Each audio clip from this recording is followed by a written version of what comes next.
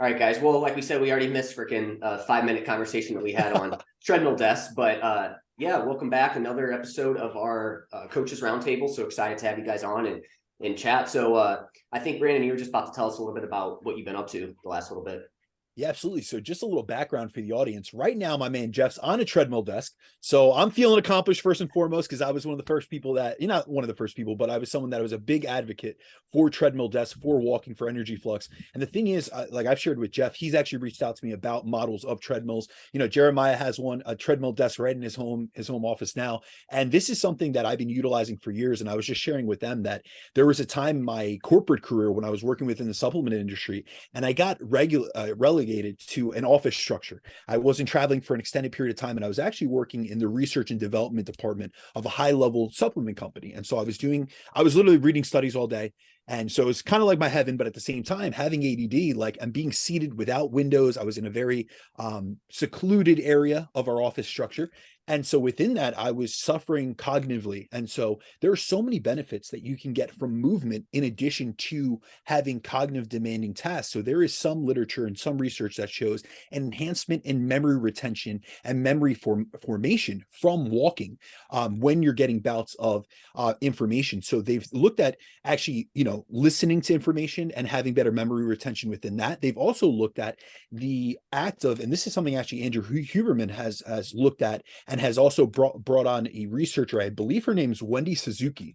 She's a researcher out of Stanford, and she's looked at the ability to upregulate learning and memory formation and retention through the use of either doing exercise, so low intensity like aerobic work, like a walk, previous to learning and after learning. And here's the thing, when you get into aerobic exercise, you upregulate catecholamine release. So within that, we see upregulations in neurotransmitters and hormones like noradrenaline, adrenaline, dopamine. And then also we see some nootropic factors like brain-derived nootropic factors. So these are things that are going to help enhance cognition, enhance focus, help with memory formation. So this is something I personally do when I take on lectures, when I'm looking at continuing education courses.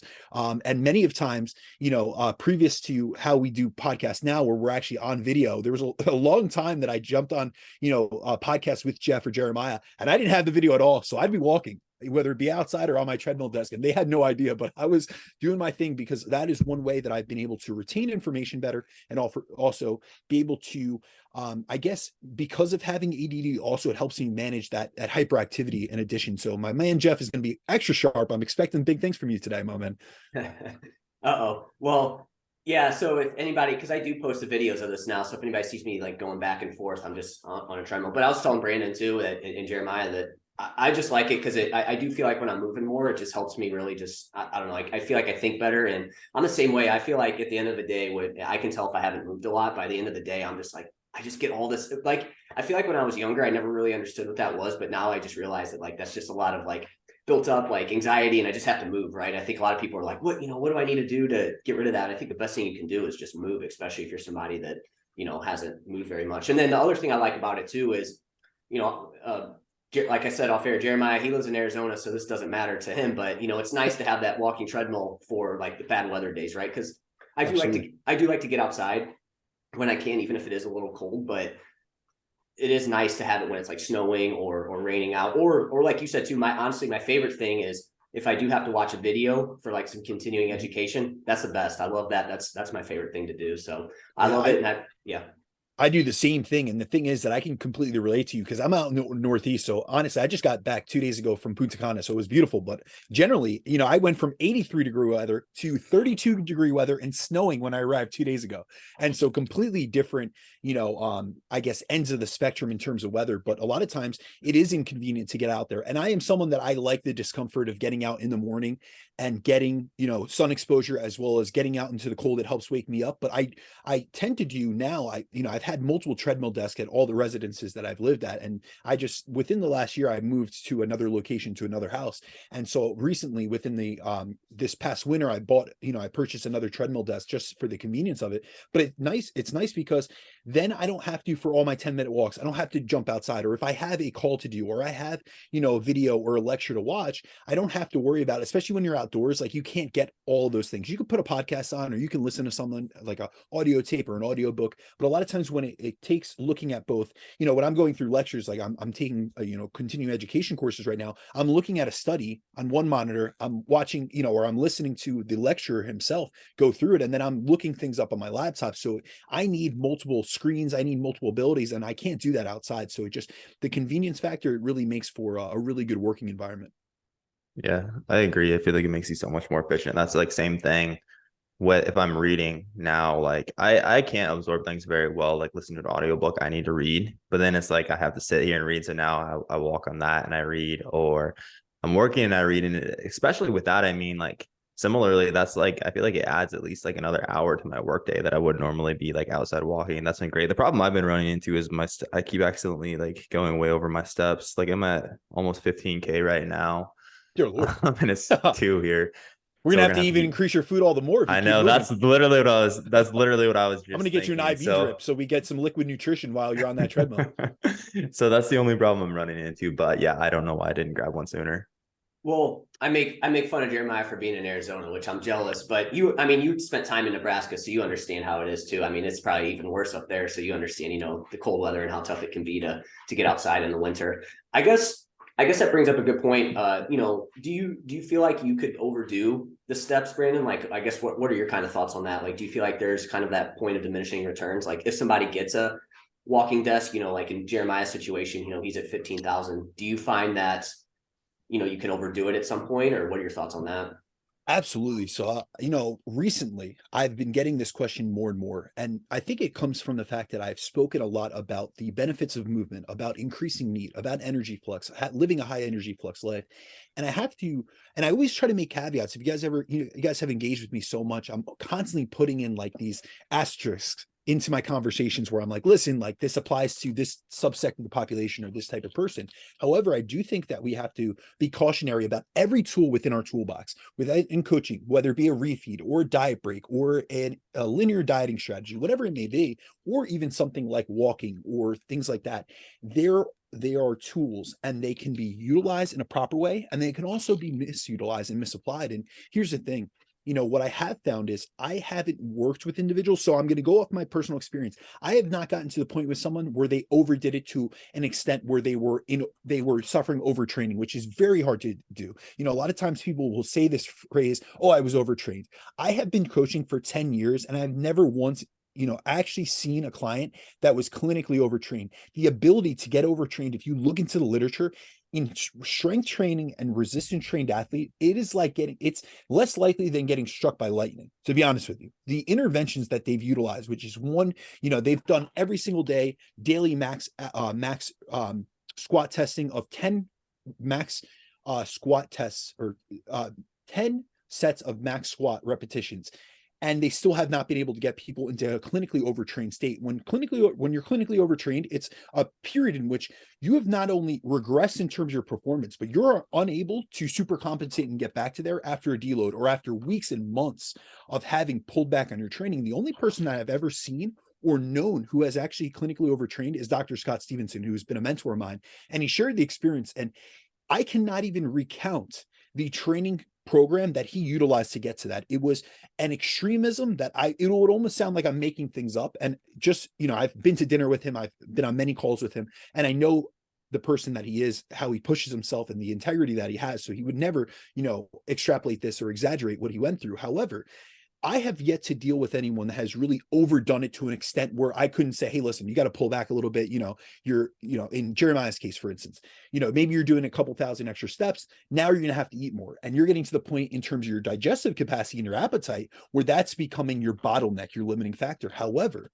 because I've done so many podcasts and presentations and so much information and content on energy flux, I have been getting over the past 6 to 6 months to 9 months, people that have reached out to me that are literally saying, hey, I've listened to your stuff.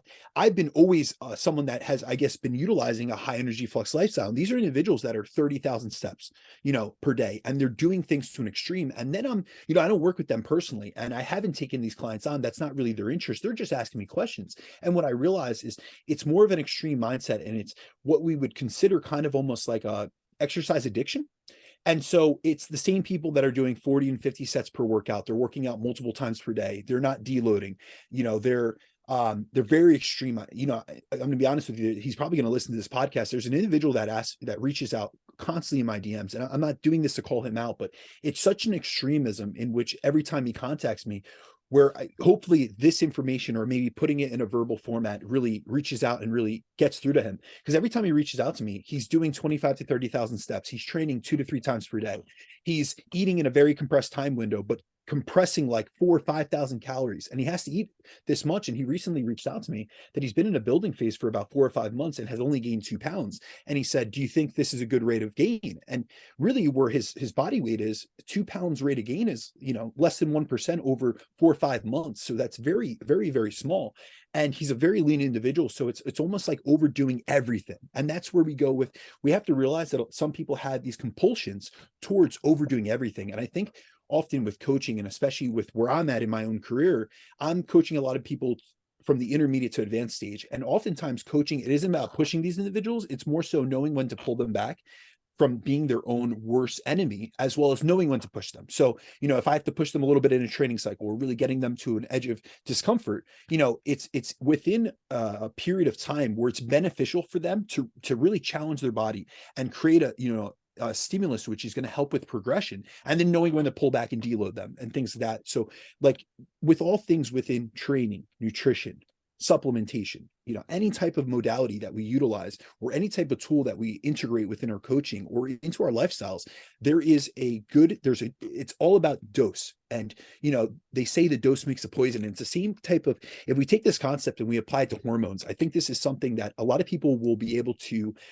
relate to, because often hormones are demonized, or these different conditions are demonized. So we hear about, insulin, and, a lot of people will demonize insulin as a fat storage hormone. Well, having over a very high secretion of insulin, so being in a state of hyperinsulinemia, is one of the top linked physiological conditions that is linked to pathological insulin resistance. So that's not good. But having very low insulin secretion, that could be detrimental, because now you don't have the anti-catabolic effects of insulin. You don't have the muscle protein degradation, balancing out effects of insulin. Same thing with cortisol.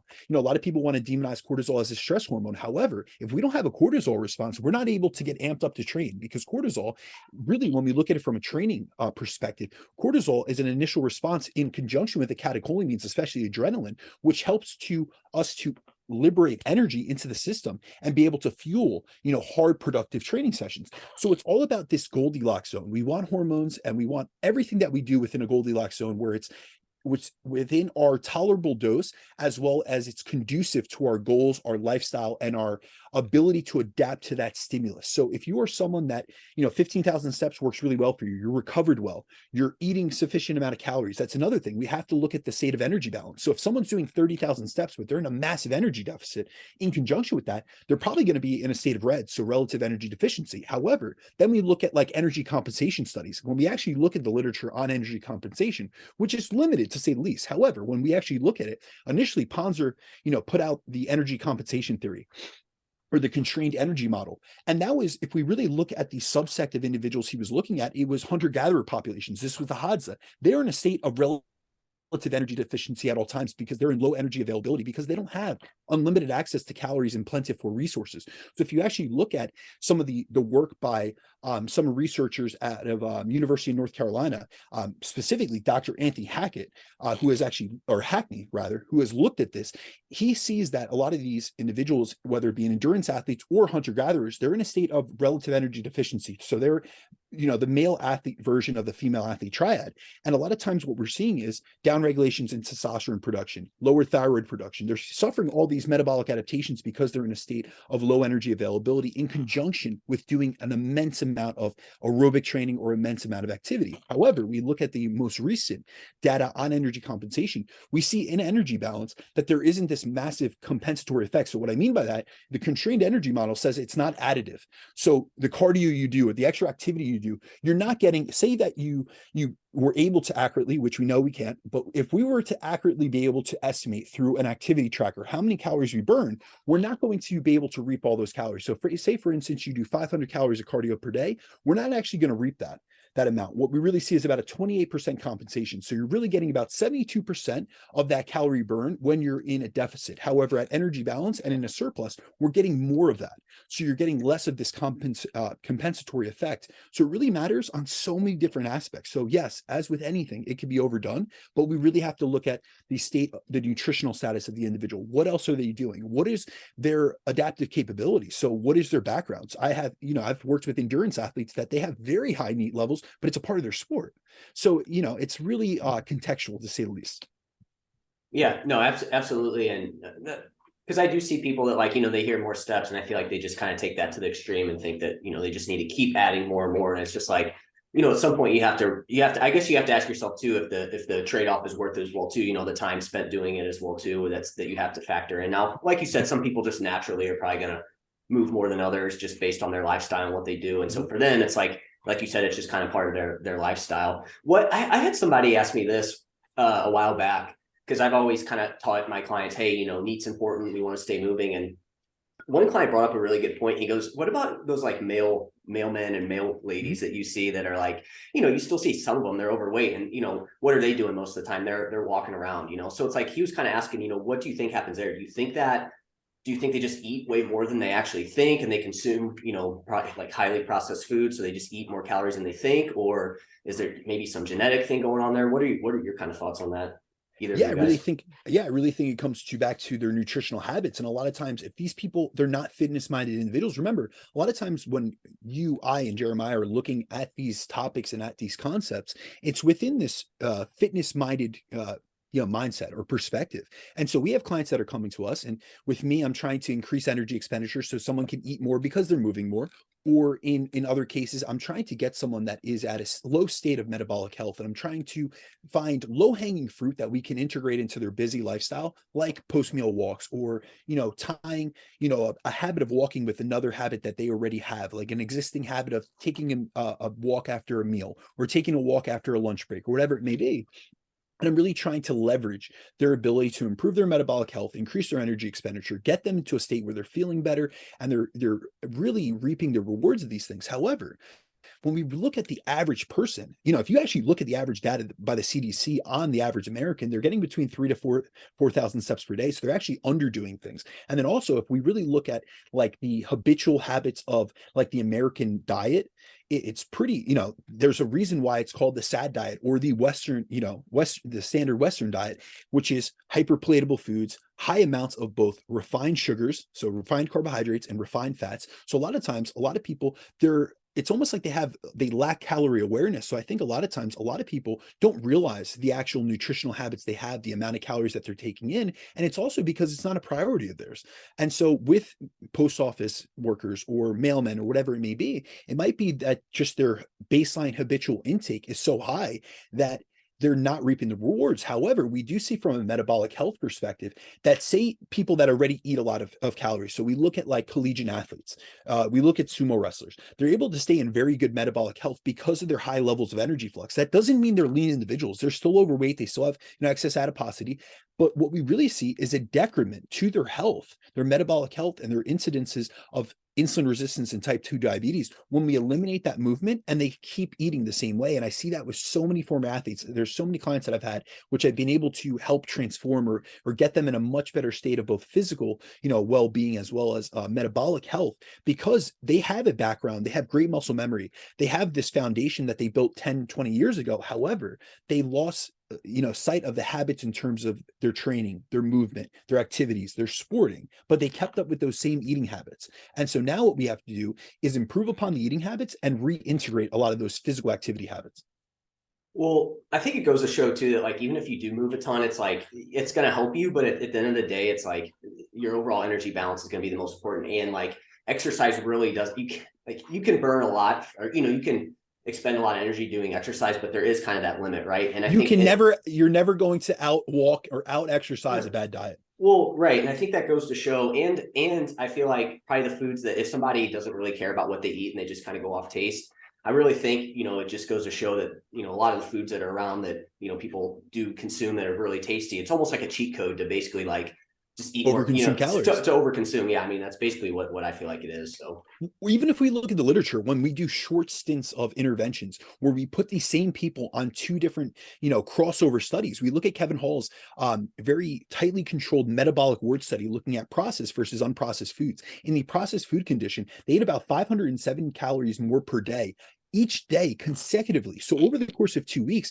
they gained 2.2 pounds. However, when they just switched them and they were able to eat to satiety, they had protein equated. Everything was equated from sodium to fiber to carbohydrates to palatability. So this is not something we would actually see in the real world, because in the real world, the highly processed foods are way more hyperpalatable and they really stimulate that dopamine, area of the hypothalamus and really drive us for overconsumption. However, even in the most controlled and tightly, regulated of studies, we see that people are more likely to overconsume and gain weight, even in a short period of time. To gain 2 pounds in 2 weeks, that's pretty drastic. However, when they just simply gave them the ability to eat ad libitum, meaning to satiety, to fullness, on unprocessed whole foods, unrefined foods, they actually lost 2 pounds. So it shows the power of nutrition in terms of your habits, your food choices, the food selection. That's why I'm so big on, making sure we hit our micronutrients, we get whole foods. It's a predominantly whole food, nutrient dense diet, first and foremost, in conjunction with all these things, because I look at all these things from nutrition to training to activity levels to energy flex or whatever we want to be. I'm looking at this as a multifaceted approach to improving someone's body composition, health, and, looking for better outcomes. And it's never just one thing. We can't just isolate. It can't just be exercise. It can't just be training in the gym. It just can't be nutrition, because these are one-sided approaches to a multifactorial issue, which is obesity. absolutely, Jeremiah, did you have anything you wanted to add to that? I think you guys summed that up pretty well. Tonight Allie and I are going to Mexican, so I gotta have some chips and salsa, and man, it's so freaking easy to just overconsume that, like if you're not careful with it. But man, they're freaking good though. That I don't know those tortilla chips, but so yeah, Jeremiah, anything going on your end? Anything that you've had lately or anything like that? Man, we are a couple months deep into building phase, chest and bicep specialization. As Brandon said, I have been having some trouble getting my food down. Well, I mean, I've been hitting my food. I feel like I've almost needed to be in my check-ins like, dude, I promise you I'm actually eating all the food. Oh no, I But believe it. You weight has been upregulated your food. Like you're eating a ton right now. Yeah, I know. I'm surprised at how sticky actually my weight has been. I know I said this in my last check-in, but like I've just been stuck at like 193 to 195 pretty consistently. I know I said this in my last check-in. I think again a big part of it is just not being nearly as flexible in like prior building phases. I've definitely worked in like more meals out, and just like ordering and more and things of that nature. Again, we're adjusting the plan to make things a little bit more palatable still. Um, but yeah, that's kind of been the struggle as of late, which has been fun. I almost think that, at least for me personally, I think that eating a lot of food is so much harder than dieting. Like dieting's nice. It's like you just go eat small meals. It doesn't really interrupt the flow of your day nearly as much. Whereas, um, definitely in a building phase, I think that's more of a challenge for me. But yeah, working through that, feeling pretty good as far as my progression so far. I'm excited to dig a little bit deeper into this mesocycle and again, like see what our progress is like. With last mesocycle being like the first mesocycle for a lot of the movements that we introduced, I'm really excited to actually like see what progress we can squeeze out here. But I mean, feeling good. I feel like I've definitely seen a big improvement in like my connection to my chest, my biceps, definitely getting better pumps in those areas as well. So on that end, happy with how things are going. Similarly, I feel like I'm in a place right now, and I know Brandon, we talked about this, but physique is still a priority, but it's also not the top priority. Whereas the business and growing a company is very much our first priority. So we're in the process of adding a fifth coach right now. We have one in the internship process who I'm very impressed with. So I'm interested to see how that goes. Always a scary thing, but a fun thing at the same time. So yeah, been growing quickly, and that's kind of where I'm at. Cool, man. That's awesome. Yeah. So add another coach. Like you said, I'm sure that's it's always cool to be able to grow like that. But at the same time, it's, I'm sure there's a lot that goes into it, and ramping up the coach to be able to take, client load. And I know that now, obviously this is going to be your fifth one, but it's like, I'm sure there's probably some things that you're just like, you want it done your way. And, you probably have to let go of that a little bit. And I'm sure that's part of being a leader and everything like that. Yeah, man, it's a challenge. It's a scary thing. I think as much as anything, it's, at least for me, I put a lot of pressure on it because it's to an extent, it sometimes feels like it's like, or when you're bringing someone on, it's almost like this is another person I have to make sure I can provide for. And can I, like, am I up for that? Right. Like, can I make sure their roster stays full? Can I train them to the extent that they meet like the expectations that I have, and they can like give, like, this is our company name, and they can live up to that, which, I mean, all the coaches on our team are incredible. I'm so fucking proud of all of them. Like, I truly couldn't be more proud of each of them. I think we have an incredible team. And like, it was so scary for me when I started, especially, but like starting with Andrea, like, she's exceeded my expectations every single day since she started, and all of them have done so. But it's definitely a scary step. And again, like, each time I feel like at the start, just like the pressure of like, fuck, can I really make this work? Like, can I really provide? Can I train them well enough that they give our clients like the level of service I think everyone deserves? Which I know I will. It's still just like it's still a scary thing. So yeah, but I'm at the same time, I'm very excited for it. I'm excited for our team to keep growing. And again, like, especially with like who we have in the works as of now, I think it's going to be an incredible fit. So yeah. It's awesome. Now that you're, going to be, you've been doing this for a while now in terms of having other coaches, do you like coaching like for that and like less clients, or what have you found to be there? I don't know if it's necessarily, it's a little bit different than I expected. I mean, I feel like now, as opposed to like having a roster of like 50 clients, I have like, it's just like now I have like 100 some clients, you know what I mean? So it's very much like, still, we're, as a team, we're very collaborative. So we're constantly going back and forth. I don't know if I actually feel like that. That's definitely a massive exaggeration, but very much like, it's still like, if I'm not coaching my clients, then we're working through as a team. Okay, what's going on with this client? Hey, what could we do to better set up their training program here? Or like, okay, let's troubleshoot this stall, or like, what's going on within this person's blood work? Like, no matter what, I feel like it doesn't feel different. I do coach less people now than I did like 2 years ago. I still have a decent amount of people on my roster, and I still want to like maintain that touch, but it doesn't feel different because I still feel like I'm always coaching. Rather, it's like I would say like 50% of my time now is working through like, hey, what do you have going on with your client? Let's figure this out. Or like hopping on calls with everyone. So it's still, it really doesn't feel much different. It's more so just like communicating with the coach, and still like checking in with everybody's clients as well to make sure everybody's good, see how they're feeling and things like that. But yeah, it honestly doesn't feel that much different as of now. I haven't like, nor do I know if I want to be in a place where it's just like, it just runs by itself without me. Like, there was a couple weeks right before Natalie started and shit just like got crazy in the best way. But there was a couple weeks where it was like, I felt like I had my clients that I had on my roster had been around for a very long time. They're all very low maintenance, like you, Jeff, you're a great example of that, right? Like, our check-ins, you've been with me for like 2.5 years. So you really like, is more or less just the accountability. Like, you're good. My roster was mostly just clients like that. And I've taken on a lot of new clients since then, and it was like, we were kind of in a lull. So it was like, I felt like you didn't have much to do. And that was just the worst. Like, I think that was like the most depressing 2 weeks that I've had in a very long time. So I don't know if I ever want it to be something that just like runs on itself. And I mean, I'm sure my role will continue to evolve, but yeah, I still very much feel involved with the coaching, and that's how I want it to be.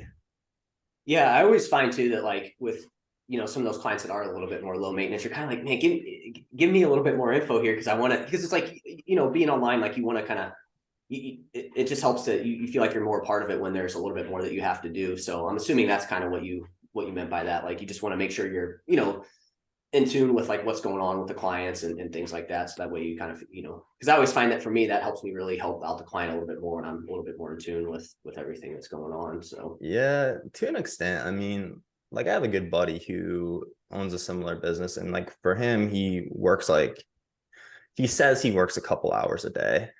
Um, and just like the rest of it's just like connecting with people and like going to coffee shops and stuff like that. And he's like, dude, you gotta like change your schedule.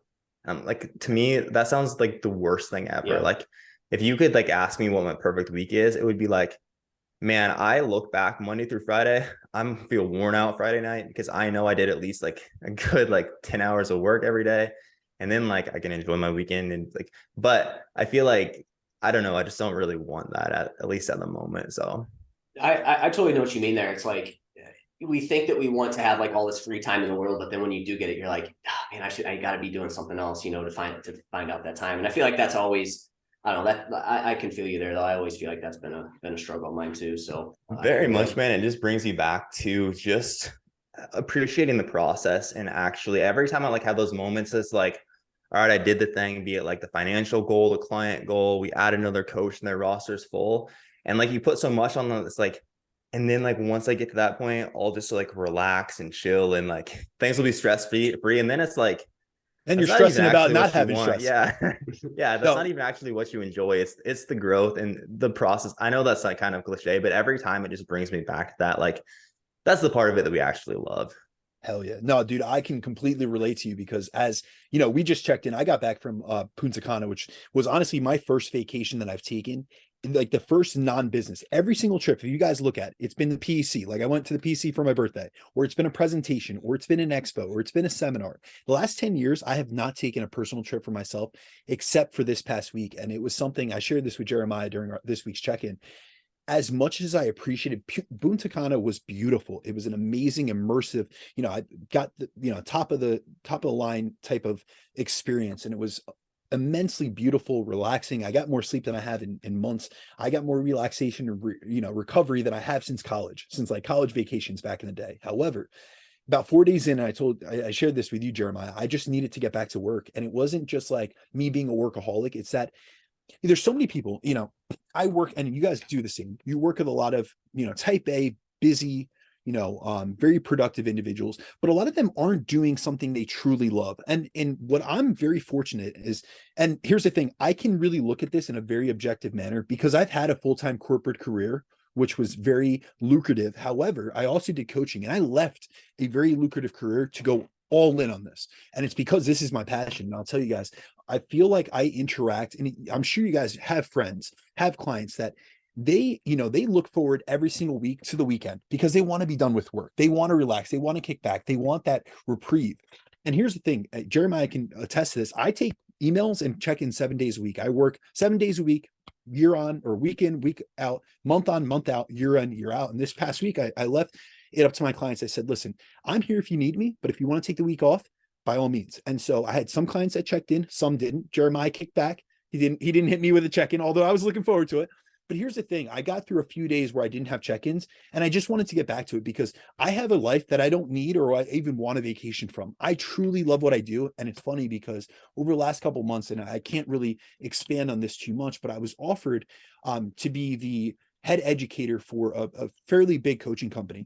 And that would have been a full-time role. And it was like a corporate position. And there was a lot of incentives and a lot of great amenities that went through with that. And there was a lot of pride in being offered that position. However, I didn't ultimately take it because it would be taking me out of my role as a coach. And as much as I love educating people, you know, you guys always know I love coming on here and, you know, trying to bridge the gap between research and information. I do, you know, a private mentorship and all these type of things. And I love doing presentations. And I actually have a few in the works as we're speaking. However, to get out of this coaching role where I'm in the trenches with people, I don't know if I'm ever going to be able to give that up because that's what I truly love. And I've had opportunities to do other careers. I've had opportunities just recently even to leave and be within the same industry, but to just coach other coaches essentially. And I still love working with people one-on-one. And because I feel fulfilled on a daily basis, interacting with clients, getting into the trenches with them, you know, helping them navigate their obstacles and their issues. And I really live for that. And another thing that I really realized that I'm very appreciative of, not just the clients I work with, because I have a lot of,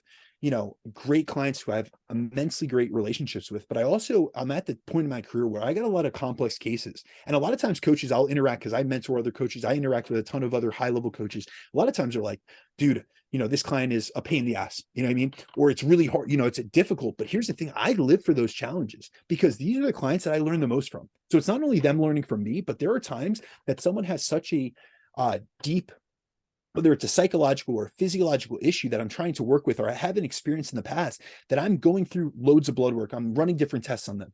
I'm really trying, and I'm pushing my limits mentally and my capabilities as a coach, and I'm growing in the process, as are they. And those are the things that keep me on my toes and keep me evolving as a coach. And it's something that, as stressful as it could be in that moment, I feel super fulfilled when I get a positive check-in or response from that client, knowing that I move the needle in their life. And although it's just with one person, it's really impacted them on a grand scheme or a grand scale. So this is something like, Jeremiah, every time that we talk about business and you share these things with me, like within our check-ins or our own conversations that we have, I can completely relate to that. And I'm almost so cautious to bring someone else on my team because I love like doing it all. And that's not the greatest approach. However, I just love the art of coaching. I love what I'm able to do within my career. And so I don't, I might be an old man still doing this thing. And it's funny because I had dinner, a couple months, last month with Alan Aragon and Scott, who have stopped coaching at this point. And I kind of shared with them, I love academia. I love research. I love information. I love teaching others and doing these type of things. But I think I'm always going to want like a roster of clients so that I can actually do these things in the real world with them. And instead of just reading about it and then just like, extrapolating it out and speaking about it to others. Yeah, no, I agree, man. Yeah, and you talk about Punta Cana. I went there about a year ago and it's freaking awesome, man. That's a really Beautiful. Cool place. Yeah, really, really cool place. And like you said, it was the same situation. It was in January. So it was like warm, and then got back and it was freaking cold. And it was a nice breakup from the cold though. From the winter. Sure. Yeah. But I agree though. I think it's always good to like get away from time to time, but then you always kind of get that itch to come back, because I think it's good to just kind of take a step back a little bit. And I feel like when you get to leave and you're not in your normal routine, it's always nice to just do that for a couple of days at least and kind of refresh in a way. I always find that after I go on a trip, I'm just like, I feel like it's kind of like using like a diet break or deload. It's like you're always excited to get back to what you were doing. I think that's a good thing to have. So great analogy. Yeah. What about you, Brandon, in terms of your training? Anything going on there with anything right now, or? Yeah, so I'm currently in a building phase. I'm running, I really enjoy and I really find benefit from a higher frequency training modality or training routine. So right now I'm just really trying to get to back to a lot of my off-season best in terms of training performance, because I'm back in a gym structure in which I've trained in previous years. Because for a long time I was in different locations. In this past summer, I relocated to a place that I spent a long period of time training at. So it's a gym I'm familiar with. It was actually the gym in which I probably built my best physique to date in terms of when I was actually competing. I had a lot more muscle mass. So there's a lot of machines, a lot of modalities, a hack squat that I really have like these PBs. I mean, I have journals upon journals with training logs and things of that sort. So I'm kind of just chasing those things, experimenting with a few different training modalities, which I'm kind of looking at both in terms of the literature as well as, trying to flush it out. Almost like, someone I'm going to be jumping on a podcast soon with is one of our friends, Brian Borstein, and he's always looking at experimenting with different things. And I'm doing similar things, but in a different facet. But besides that, man, just continuing to eat the food. It's, as unfortunate as it is, or as funny as it is, I'm probably one of the only people that goes to an all-inclusive, resort and I lose weight because, I'm very active and I was walking everywhere. And it wasn't that I was restricting my intake. It's just that at this point, it's kind of like if Jeremiah decided to go on a vacation, I'd have to have him with a feeding tube to get in his calories, because he'd be moving a lot. Or, if he didn't have access to in the resort we were in, there wasn't Ubers and stuff. Like I was walking everywhere and I was eating out at restaurants 4 times per day, but I have such good nutritional habits. I'm always going to anchor all my meals with a large bolus of lean protein. I'm going to have my veggies first. And then if I indulge in something, it's after all that. So I've already hit my micronutrient intake. I've had nutrient dense whole foods that are highly satiating. So I'm really not one to really veer off track. So I actually came back and I jumped on the scale and I was a couple pounds lighter, and I'm like, oh, now I got to eat even more. So just eating the food, progressing with my training, really pushing things. I'm really having to get back to a training style and a training modality in terms of pushing my volume. Someone that it's not that I need excessive amounts of volume, but I do need quite a large stimulus to grow again. And I know where I've been, and I know where I have to take my body and my mind again to get back to where I've been. So for both of you guys, because Brandon, I know you're coaching Jeremiah, and Jeremiah, you're kind of mentioning that like you're talking about food and increasing the tastiness of it essentially is what you said. What are your kind of thoughts on that? Do you try to be a little bit more flexible when you're in a surplus, or you still try to really stick to, the, nutrient dense foods most of the time? Or Yeah, so I look at nutrition from a fundamental kind of out, perspective. So I have my fundamentals. It's always going to be nutrient dense foods 80 to 90% of the time. I am someone from a digestive perspective, I really just don't feel well, both in terms of my digestive capacity, as well as my energy levels from really hyperpalatable foods. So what I end up doing is I leverage in an opposite fashion sensory specific satiety. So often when we have, you guys have both been on podcasts with me, I've discussed sensory specific satiety, kind of using a low variety of foods towards the latter end of a diet. So, I've spoken about, kind of like the hedonistic staircase. And so you go from more hyperpalatable foods towards, less hyperpalatable and more, more, I guess, less tasty or plainer foods towards the end of a diet. I kind of ramp up in the opposite fashion, but how I do it is I try to vary the taste. So I'm using nutrient dense foods, but I use a lot of different spices, a lot of different condiments. Every single meal, I'll use a different condiment to be able to drive up my intake. If I know that I have to get down 150 grams of carbs within, a certain meal, say my post-workout meal right now is 175 grams of carbohydrates, I'm utilizing multiple transportable carbs. So I'm utilizing, sources of glucose as well as sources of fructose to upregulate my ability to actually absorb these nutrients and not get GI distress, because we know from actual research that our body's ability to assimilate carbohydrates in the form of glucose can only be up to 1 gram of glucose per minute. So really it's 60 grams per hour. But when you add in fructose to that, because they utilize different, carbohydrate transporters, we utilize sodium glucose dependent transporter 1, SGLT1 in terms of glucose absorption, as well as GLUT4. And then we utilize GLUT5 in terms of fructose absorption. So I utilize different types of fruits. I'm utilizing maybe rice, cream of rice, and then I'll have rice cakes, and so I'm using multiple food sources to be able to increase the variety and also be able to drive my appetite. Whereas if I'm in a dieting phase, I'll utilize one type of carb source because it's going to allow me to become more satiated, because basically we have something essentially palate fatigue. So when you eat the same food, you eat a large amount of it, you're not going to continue eating more and more and more. But when you switch up the taste, whether it be through a condiment or through a different, food source in and of itself, we're able to eat more, which is kind of like the buffet effect. Or even if we look at like when we sit down for a meal, you have, say, a steak and potato meal, and you're completely full with savory, salty foods, but we always have room for dessert. So it's kind of like that phenomenon. So that's something that I utilize within my gaining phases or my building phases. I'm utilizing many different condiments, different sauces, really trying to, increase the variety in terms of that. But really the fundamental basis of my diet is still going to be nutrient dense whole foods. Luckily, I'm still someone that's able to get in a multitude. I utilize a lot of fruit within a lot of my meals so that I have a large amount of micronutrients still hitting fiber. But what I will do is during a dieting phase, I'm making sure that for every 1,000 calories that I take in, I'm hitting at least a minimum of 15 grams of fiber, which is what's recommended. Usually it's 14 to 15 grams per 1,000 calories. However, once I get into a building phase and I'm at 4,500 calories, I might drop that down to 10 to 15. So I have more of a range within fiber. I'm lowering fiber just based off of my digestion, how full I feel. I'm utilizing less voluminous foods. So instead of my vegetables being cucumbers or something that's high volume, high water, low energy density, I'll utilize something like a squash in replacement for it, or more root tubers, which are going to have less of a stomach expanding effect and leave me less satiated, but I have so much more food, so many more calories to play with that I'm still satiated after every meal. So it's kind of just taking a lot of the same fundamental principles and almost doing it in reverse that I would in a diet, and leveraging the concepts that I know about nutrition, about satiety, and about appetite regulation in a manner that is best suited for the goal that I have at hand.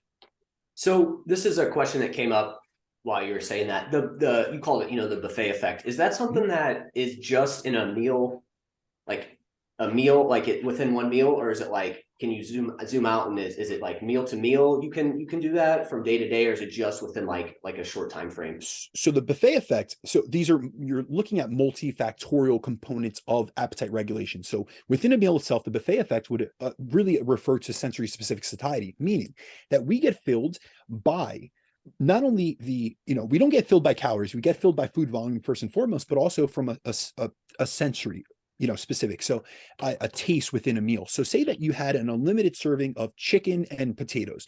You're eventually going to get your fill on those, where you're really going to be less likely to overconsume as compared to hyperpalatable food that has this mix. So it has sweet and sour, it has salt and vinegar, whatever it may be, these combinations of multiple flavors that are driving your appetite. However, so the buffet effect refers to the fact that when we go to a buffet, there are so many different sensory stimuli. We have salty, sweet. We're going back and forth between different food sources. You never get your fill on one. You constantly keep going to others. So you're more likely to overconsume calories. And in a lot of studies, they show people eating 40 to 50% more due to that that immense amount of variety. And we see that variety even within a meal, as well as meals to meals, will drive ad libitum food intake. So that does have an effect on subsequent meals. So it's not only within that meal itself, but also within subsequent meals. But how I leverage it in a building phase is, eventually you're going to get your fill, whether, you get sick of Frank's Red Hot or whatever it may be. So I like utilizing different flavors within each meal. And sometimes what I'll actually do is I'll utilize, say, like more of a sweet meal pre-workout. I'll make a cream of rice with, say, protein powder, some, maybe some almond butter. So it's something like chocolate, a chocolate peanut butter mix, essentially. So that is more of my sweet and savory. And then my next meal, say my post-workout meal, will be something with hot sauce or something with teriyaki. So it's more savory.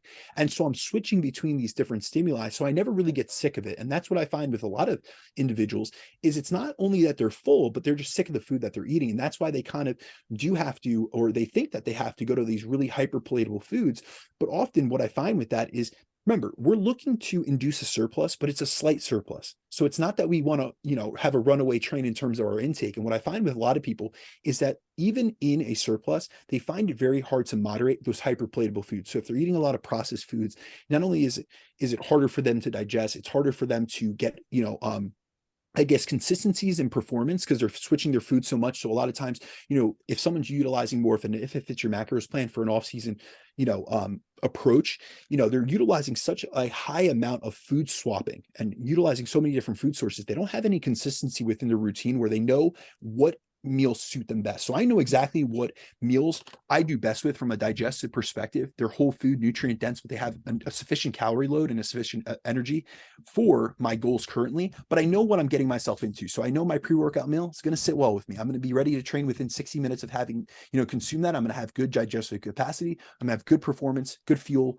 good energy, very consistent blood sugar regulation, things of that sort. But then I also leverage within that. Another thing that I really like to utilize is liquid nutrition. So I will utilize, intra-workout carbohydrates. I will sometimes add in some liquid sources of nutrition to my meal. So for instance, if I'm having a chicken and rice meal, and I want a fructose source. So I want to, utilize and leverage another multiple transportable carb, but I'm full. So I don't have an ability to fit in a whole, bowl of berries. I'll utilize a fruit juice, like a natural fruit juice, or I'll utilize some source. I'll even utilize like a highly branched cyclic dextrin alongside it, which is, a high molecular weight, low osmolarity carbohydrate. So really what that means is it gets absorbed right into the bloodstream very readily. It has very quick digestive capacity. It tastes great because it's flavored. So it's almost like having like fruit punch. And so these are different things that we can leverage and still maintain good digestive function, energy levels. And also another thing that I never want to do is eat so much in a meal, whether it be from a total volume perspective, as well as from like a highly processed food perspective where I feel inflamed and I don't digest things well, that it impacts subsequent meals because there's this compounding effect. It's not just what you eat in that meal, but it's how it affects you over those next few hours. So a lot of times, sometimes I'll have people where they don't time their meals properly. So then they combine meals and they're having these enormous meals and they don't realize the implications that has in later meals, or they try all these different food sources, these processed foods, and they try to slam them down and they overconsume them. And then they're not feeling great throughout the rest of the course of their day. So either it causes them to underconsume at later meals or to be unable to digest those foods properly. So there's so many things, so many variables we have to take in consideration. And so just like I'm very meticulous when it comes to food selection, food quality, the food sources that I utilize within a deficit where we're at a lack of calories and we really need to make, every calorie count. I do the same thing in terms of my building phases. I just have a little bit more liquid nutrition, maybe more supplemental calories. Even sometimes I'll utilize something like a protein bar on top of the meal if I really need to get calories, but with a very small amount of food volume. Yeah, well, kind of like Jeremiah said, it's like in a building phase, like eventually it's almost tougher to just eat that food all the time. Cause like you said, you need to kind of find that like perfect setup almost in a way where it's like you eat enough food at each meal, but then it's like it doesn't affect, your meals later. And then you got to make sure that you can still, it's easy, you're not eating such highly processed foods that then it's like now it's not sitting good with your stomach. Cause I've been there before too, where like I've been trying to eat so much food at one point where it's like, my digestion was off, like that wasn't good, and that's obviously not going to help you want to eat more, and plus potentially even like you're probably going to the bathroom a little bit more. That's not going to be great for a surplus. So it's definitely a challenge. I definitely think building's way more of a challenge than fat loss, but again, it's all kind of the person, the individual there. So real quick before we dive into the questions, I just wanted to kind of get your guys' thoughts on kind of what I've been doing. So like I do my own nutrition, and so I've been in a surplus since Jeremiah. We started that surplus probably almost. I think my photo shoot was like end of April of 2022, and then from there it's like we had like and we had like a health phase for like a month, and then we just went into a surplus, right? And so I just went into a mini cut for right at the end here. It's going to be end up being about 3 weeks, and that's kind of what I wanted. I wanted to get to around, once I got around 170, I was like, okay, I'm going to dial it back to 163, and like I wasn't trying to do it obviously to like get shredded or anything, right? Like my main goal with it was I was like in a surplus for so long, and just like you said, it's like you get to that point to where eventually it's just like, man, I just don't want to keep eating all the time. It's like 9, I'm pushing my meals back to like 9 o'clock some nights, not interrupting your sleep. Yeah, right. And so it's like, man, I just needed a break, and I just felt like again, my surplus wasn't large, right? Like I think we ended my the photo shoot at like 155, 157-ish, and I got up to 170 in that time frame. So it wasn't like I was in a large surplus or anything like that. But do you guys think that it's probably a good idea to just get out of a surplus for just a little bit of time, even if it's not like, again, I'm not gaining weight too quickly, but I just feel like it would be a good idea to get out of that for at least just a little bit of time, just to send a different signal to your body. From like a hunger perspective or from like Both, a health just perspective? Both. I think health and hunger. Like hunger, yes, because I that was part of the issues. Like I did want to get, to the point to where I ramped up my hunger a little bit, which I'm there. Like it's so funny, man, how you're in a building phase and it's like, I don't really want to eat much more. And then all of a sudden you get in a deficit for a couple of weeks and it's like, that sounds good. That sounds good. It's just such a different feeling, but yeah. I mean, I think from both, sorry, go ahead. Go, Jeremiah. You go. I think from both perspectives, it's helpful. I mean, in like a building phase, I with quite a few, especially when you're at like, hey, it's been 6+ months. I would really like before 6 months, especially to like enter something like a mini cut. I think for most everyone, that's just way too soon. Of course, there's context there, but like when you're like at like 9+ months and it's just like, man, there's just no appetite. I think even from resensitizing your appetite a bit, that's very helpful. But I mean, similarly from like an optimizing nutrient partitioning and things. I mean, and I know you at 170 still isn't like that. I mean, take your shirt off, dude, and let's see what you're working with right now. But like you at 170 is still pretty lean, right? Fairly lean, right? Like my abs are definitely starting to get a little blurry. Like me and you got up to 180 the time before, and I was definitely like, you could tell in my face, like I was like, you pushed it pretty far there, yeah. Yeah. But I mean, I think from a health perspective as well, right? Like depending on how high we're pushing it, metabolic health will be better, nutrient partitioning will probably be better, you'll probably get better pumps and just as a whole feel better, which I think Brandon can speak to this a lot better. I feel like when I say that, I'm like thinking of the bullet points from our podcast we did on this. So I'll let you take it from here. Yeah, I think, it's so funny because I can refer back to so many podcasts that I've done with both of you guys on these topics. So, maybe I'll think of some of them that I've done. We've done, Jeff, you and I have done a full like deep dive into mini cuts. So if you guys want to hear about any of the benefits, I'll touch on some of them here. However, there is a full like hour-and-a-half podcast that I dove into every single benefit and application of mini cuts. Jeremiah, we've done a 2-part series on lean building phases. We did a P ratio, both of us, all three of us honestly did a P ratio where I spoke about how to optimize nutrient partitioning and some of the drawbacks of excessive periods of being in a surplus in terms of accumulating excess adipose tissue, increasing insulin resistance within that process. However, when we really think about it from a fundamental perspective, like we're all proponents of nutritional periodization. And what is that? That is planning, periodic phases of pushing and aligning different variables to essentially get better outcomes long term. So within that, if we look at really the trajectory of your building phase previously, you got out of a deficit in April. You were at, my birthday in May. I know you were already eating up at that point. So let's say 10 to 11 months of being in a surplus. By that point, yes, absolutely. So everything has to be phasic. I'm a big fan of not setting these distinct, and I've spoken with Jeremiah about this so many times, that often within coaching we want to, like, even within ourselves, we want to have like this yearly plan, but that's generally not how it works, because coaching is not a predictive process, it's a reactive process, even when you're doing it for yourself.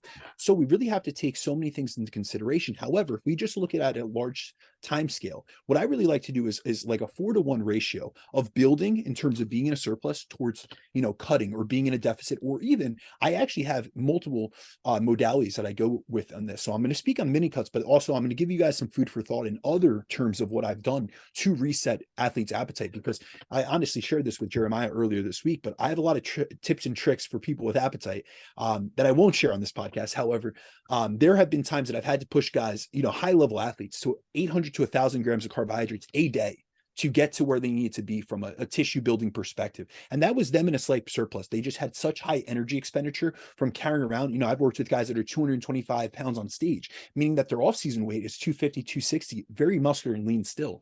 And so we need to toggle back and forth and titrate our approach to things in terms of both our approach to calories, our approach to training. So just like we would take a deload and back off for an active recovery phase, and we would pull back to launch forward, to potentiate our progress going forward, the same thing needs to be done with nutrition.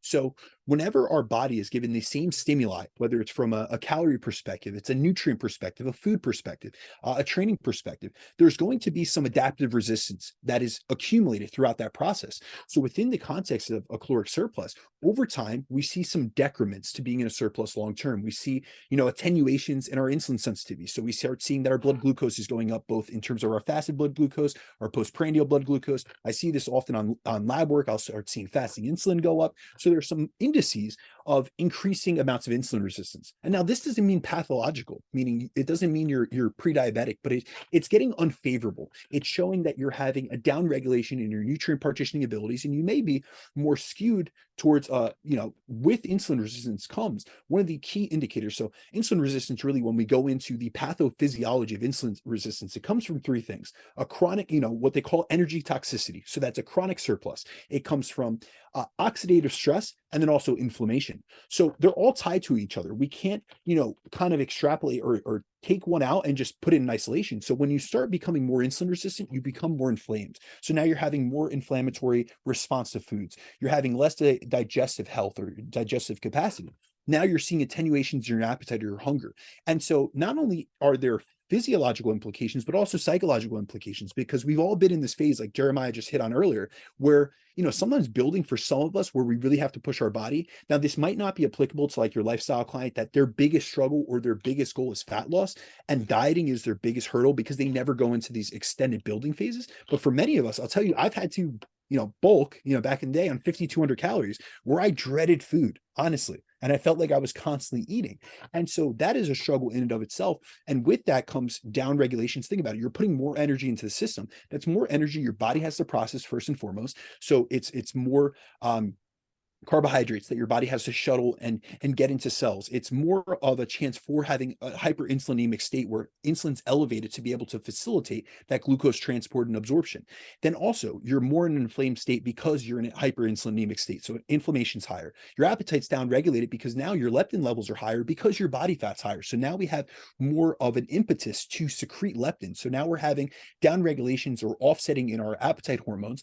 And so often what I find mini cutting being really beneficial when it's been a long extended phase is to go into a 4 to 8 week mini cut, where we really look to pull things back and just go into really my philosophy with mini cuts is get in, get the fat off, get your appetite back, and get out. And so we see that there are so many benefits from an insulin sensitivity perspective, from a appetite perspective, even just from a motivational perspective, because often I'll pull, clients training back. We've been really pushing hard, both in terms of training and food throughout the course of that building phase, where they're kind of burnt out on both of these stimuli. So we pull back to maybe minimum effective volume. We lower the calorie amount, and we really allow the body to get more rest, relaxation, and then also to improve itself from a metabolic health perspective. So we're seeing better, increases in insulin sensitivity. We're seeing their blood glucose come down. We're able to focus more of the energy and, attention that we were spending on all this time eating and training on stress mitigation, better sleep quality. Because even in terms of a long building phase, when you're eating all that food and you're starting to extend your eating window towards night, we see that has decrements on sleep quality, which is going to have downstream effects on cortisol secretion, on stress regulation, things like that.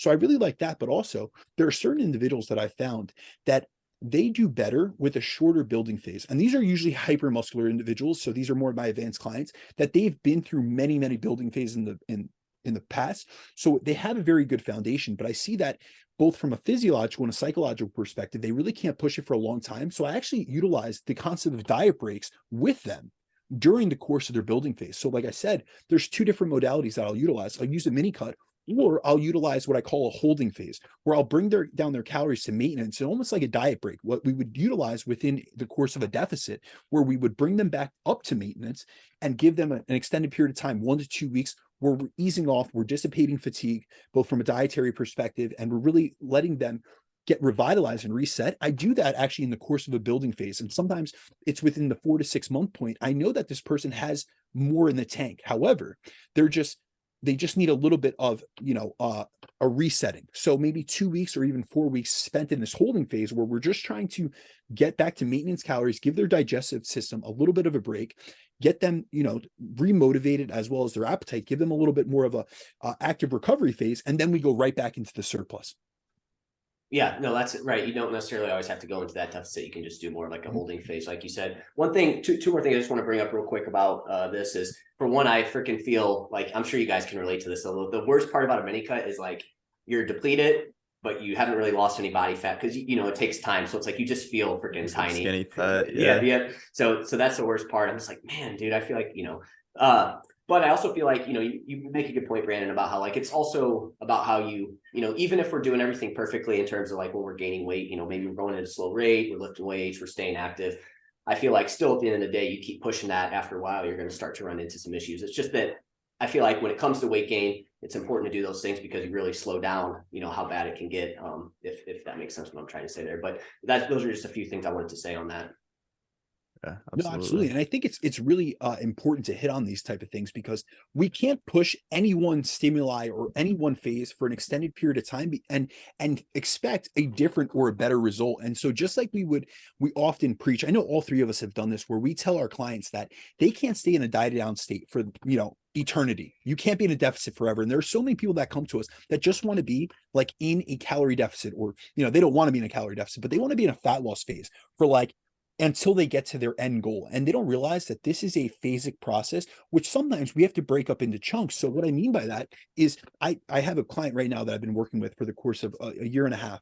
And over that course, he's lost 70 pounds, but we've done it in sections. So he would have a 16-week fat loss phase. Then we would do, at one point we did a 4-week maintenance phase. We went back into a deficit to get him ready for a specific event. Then from there, I did a reverse diet, where he was, in a reverse dieting phase for 12 weeks before we went into a maintenance phase. And we let him, accumulate some more tissue, but maintain a much lower body fat percentage than he had previously, because he had excess adiposity originally. And so just like we would break up a long-term fat loss goal. So this person had 70 pounds to lose. That's an enormous amount. It was about 20% of his body weight to lose. Just like we would break that up. The same thing with muscle building, and muscle building is such a long process. We can't just expect. So say for instance, Jeff, you put on 10% of your body weight within this past building phase. That's a great amount. And actually that's kind of like my limit for fat loss. So I could even say that might be my limit for gaining phases. So usually I don't let people get, above, and I'll tell you this honestly, for my competitors, I don't let them get above 15% over their stage weight. However, I don't let them get, before the prep starts, over 10% over their stage weight. And the reason for that is because I don't want this to be an elongated process where they're really suffering. So what I'll do is I'll do a prep before the prep, where we drop a few pounds previous to that. Then we maintain, we really improve health markers and get them primed so that their body is extremely responsive when we go into the long-term deficit, which is going to get them into stage condition. And so within that, we should always look at this as a phasic process where we go in and out of things, not, like we're constantly switching the goal or what we're going after. However, we're doing things until we see that they're getting a little bit less effective than we would want them to be, or we would expect them to be. We switch essentially the goal to be able to, I guess, potentiate our ability to get better in the subsequent phase.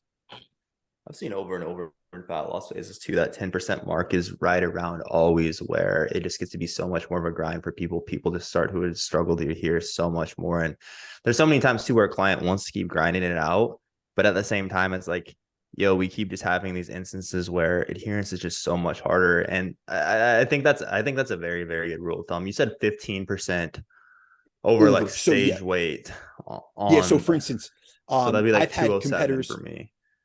Yeah. So honestly, I've had competitors. So for instance, I'll just give you a great example is Anthony Scalza, is one of my long-term clients, has been with me for 3 years. I brought him, you guys both know him personally. I brought him through multiple contest preps over the years. And what I would do is I would always let his weight gravitate between 215 and 225. That is where I see him having the most muscularity. His nutrient partitioning is still in a good place. His lab markers look good. However, he's starting to edge up into the point where we may be too far away from being able to implement a prep and do it in one foul swoop.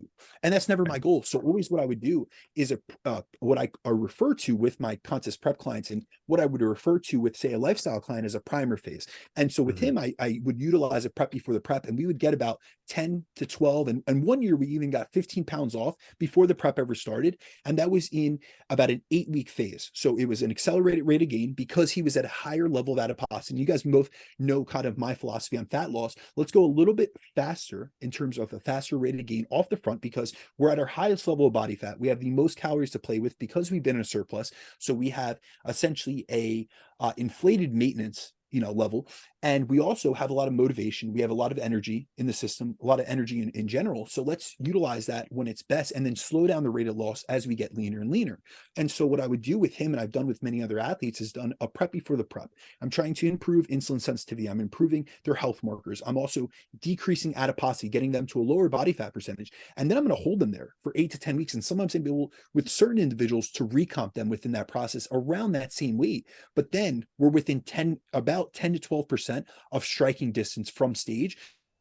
So in Anthony's case, usually all we would have to lose within his preps was around 20 pounds on average, which was a lot less than the 35 pounds we would have, or the 30 pounds we would have had to lose if we did it in one dieting process, which would have most likely led to, and I've seen this with other individuals who have done it in a different fashion, where they do, say, like a 24 or 30 week prep, and they have 35, 40 pounds. And I've done, honestly, years ago, I had a client, Arturo Turner, who's a pro now. I took him into his first pro debut season. I needed to take 50 pounds off him in one contest prep. That was 20% of his body weight, because he had gotten very large in the off season without working with me. And so that was a grind. I'll tell you, he was even dieting into his peak week, which is something Jeremiah knows that my process is I get people ready 2 weeks early, and I feed them up into the show or into the shoot.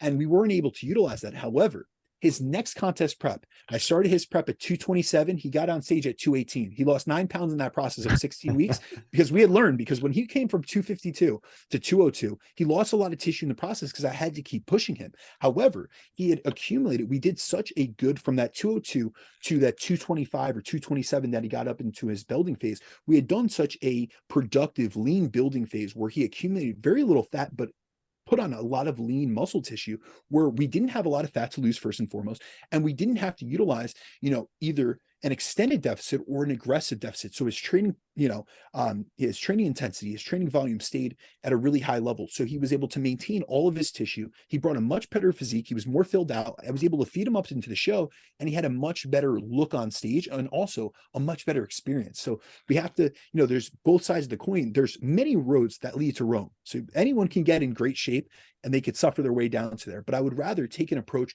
which is a little bit more calculated in terms of our approach to it, and give us more time, and build in these different phasic approaches. So a primer phase, or a prep before the prep phase, then a maintenance phase, or a health phase, and then go into a prep phase where we have a goal, but it's not outside of our reach. Because that's another thing from a physiological perspective, whether you're a competitor or not, if you're a lifestyle client, but you just have this goal of getting ready for your wedding or getting ready for a photo shoot, if you know it's so far away, it's really going to be defeating on those weeks or those days that you don't see progress. When we're within striking distance, and we know that we're close. Like, for instance, Jeremiah, when you had canceled the initial trip that you had, and we decided to transition from a mini cut to a photo shoot prep, we knew we had already gotten you lean. So were you Right. in photo shoot shape yet? You were close, but we knew, I told you right off the bat, I know I can get you in much better shape. And we were able to do that because we had the time, and we're also in a great position to do so.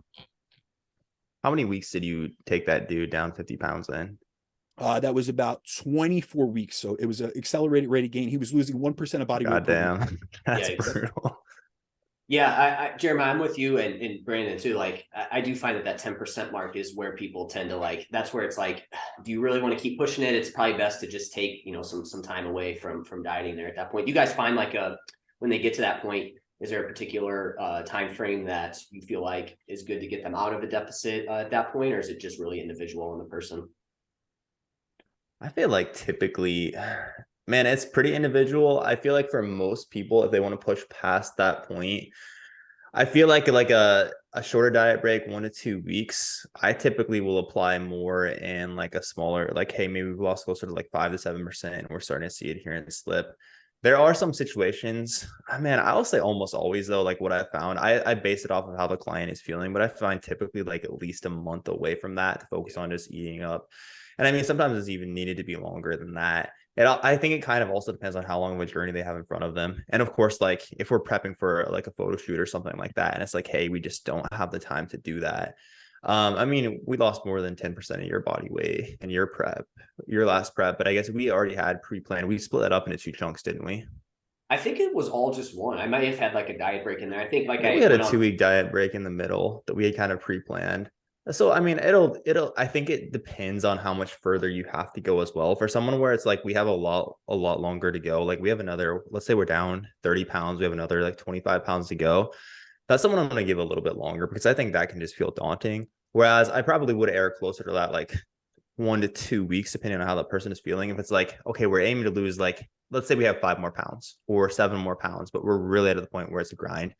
We can just get in, like take the diet break and then get back to it shortly. But I think it's generally, I base it mostly on that, but it's so hard to answer that as far as like, this is how I would always do it. Yeah, so I have two huge considerations that I always make with this, because I've been through many journeys with individuals and then also brought them through subsequent fat loss phases. So the first thing is their starting body weight, and they're starting, what we could estimate as their body fat percentage. So I've worked with individuals that are 300 pounds and really could utilize losing 30% of their body weight. So 10%, yes, it's still an enormous amount. They lost 30 pounds. However, they're still about 20% away from being in, say, like lifestyle lean. So they're not at a body fat percentage, which is dangerously low. They're not in a state of low energy availability or relative energy deficiency. So I'm looking at two things. I'm looking at where are they coming from? Where did we get them within that first fat loss phase? And then in addition to that, I'm looking at what is their current body fat percentage at the end of that first fat loss phase, as well as their calorie intake. So where have we started and where are we at? Is this someone that is very, say, metabolically resistant, where they are someone that is extremely adaptive in terms of their capacity to adapt down in a deficit, where I've had to drop their calories quite substantially and they're not losing at what I would expect to be a rate of gain, even though they're adherent to the program?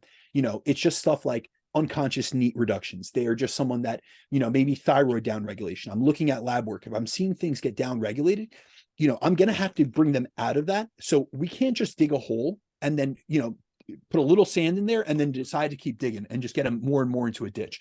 What we really have to look is at each client and seeing where are they at, where did they start at, where did we get them to, and what state are they in both physiologically and psychologically at that point? Because there are certain individuals that they're very headstrong, and they also, that first 30 pounds to us, that seems like a really large amount of weight, because we're generally not 30 to 40 or 60 pounds above where we would need to be lean. So if any of us lost 30 pounds, I mean, like, I would look sick, to be honest with you. Jeremiah, you lose 30 pounds, man, like you didn't even lift. You know what I mean? Like you're done. So look right now. You know what I mean? So with that, we have to realize that what is, we have to look at absolute versus relative. What is that amount that person has lost? And so for some individuals that have excess adiposity or they're overweight or in the obese category, 30 pounds, yes, it's a large amount. It's a huge victory, but they got a lot more that they can give. Whereas there's a lot of individuals, and this is where I find myself in, in terms of the clients that I attract and that I work with a lot of people that have a large and extensive history of dieting where they really don't have that much weight to lose. And psychologically, they want to keep pushing because they want to get back to, looking like they did when they previously stepped on stage, or they want to get back to the leanest version of themselves, or they have this weight metric in their head of getting back to the weight that they were in high school. And I really find this a lot of times with my female clients that have 15, 20 years of a history of dieting. And that's where I have to sit down and tell them, and have this conversation with them. Yes, I understand that you had the drive and motivation to do this, but it's not going to set you up for long-term success. If we only do a 2-week diet break, like I want to get those people into a state of maintenance calories and increase their energy availability for a minimum of 8 weeks. So if they've been dieting for 12 weeks, I'm looking at 2/3 of that going back and getting them into a state of abundance, teaching them how to live at maintenance. Because here's the thing with a lot of those individuals, especially with people that have a long history of dieting in an improper fashion, where it was either they're going their foot on the gas or they're on the other side of the equation and they're jumping off the rails in terms of eating everything. They never had consistency in things and they never learned how to live at maintenance. So although doing a diet break throughout the course of, say, a dieting or a fat loss dieting phase is great to learn how to live at maintenance for short stints, I really like utilizing maintenance phases to teach this person, listen, I've gotten you 10% down. You're substantially leaner than you were when you came to me. I want to teach you how to live in this body, appreciate this body also, and also do so in a state where you're not feeling the cognitive, the mental, and the physical restrictions that come along with being in a deficit.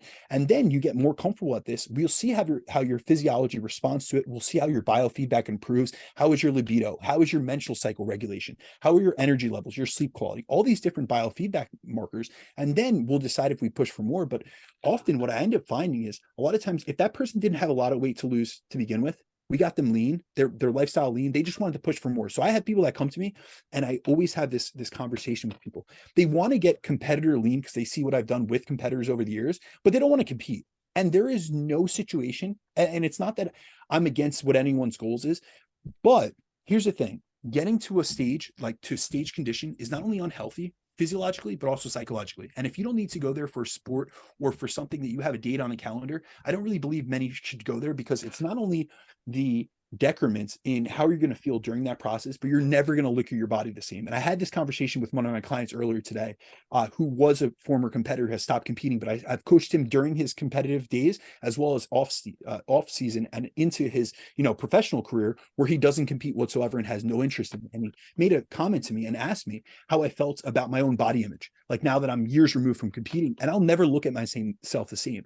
Luckily, I have a lot of confidence in who I am as a person. I realize that I don't just identify myself by what my body looked like or what it looks like now. However, I know so many people in today's society that they are so attached to their body image and have a poor relationship with their body image that if they got into a stage of stage shape, they have a poor relationship with their body image now, thinking that they're not good enough. But if they got into that state, they think it would be better. They think that that's going to be the solution to their issues or their problems. However, if they got that lean, they would never want to let it go. And here's the thing. You can't stay in stage condition. There's women, most of them are losing their menstrual cycles. There's actually a case study on a female bodybuilder who did a contest prep, and it took her 71 weeks to regain her menstrual cycle function. However, within that time period, they charted her entire post diet recovery. She had already regained all the body fat that she originally had, from where she started. So they did a pre-prep phase. They looked at her, and they followed her throughout the entire course for prep. So say she started at 25% body fat, she got to 14%, whatever it may be. And then they followed her back out 71 weeks. Within that 71 weeks, she had already regained all the body fat she had lost in that prep and more. And she still had yet to regain her menstrual cycle. She still had signs of low energy availability and a lot of the physiological ramifications of having gotten that lean. And if that is not something that is part of your career or part of your sport, I don't believe you should push yourself there, especially because of the implications that it could possibly have on your psychology and the way that you look at yourself. Because Jeremiah, Jeff, I'm sure you guys can attest to this with me. Dude, I've been under 5% body fat many of times.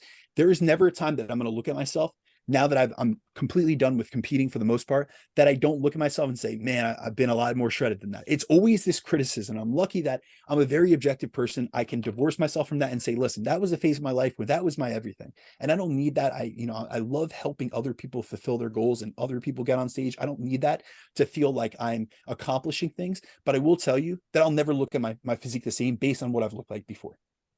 Yeah, no, I can, those are some good points you bring up. Definitely, if you're just trying to get lifestyle lean, you definitely don't want to get as shredded as you would. And then also, like you said, once you do get that lean, it's like you definitely do look at yourself differently. Like, for example, when I, in this last building phase, when I got to 170, I felt like I had put on a pretty good amount of like body fat, which again, I knew that was the case and I'm fine with it. But like, I talked to my fiance and she was just like, you haven't really gained it. Like you're still lean. And I'm just like, it definitely does kind of mess with you a little bit there for sure. So I can totally relate to that. Cool. We better wrap it up here, Brandon. I think you got to run, right? I do, guys. I think we're like 10 minutes late already. It's all good, guys. Always a pleasure. Yep, absolutely. Love chatting with you guys. And we'll save those questions for the next one, as always. All right. Catch All you right, guys guys. soon. Talk to you soon. Peace.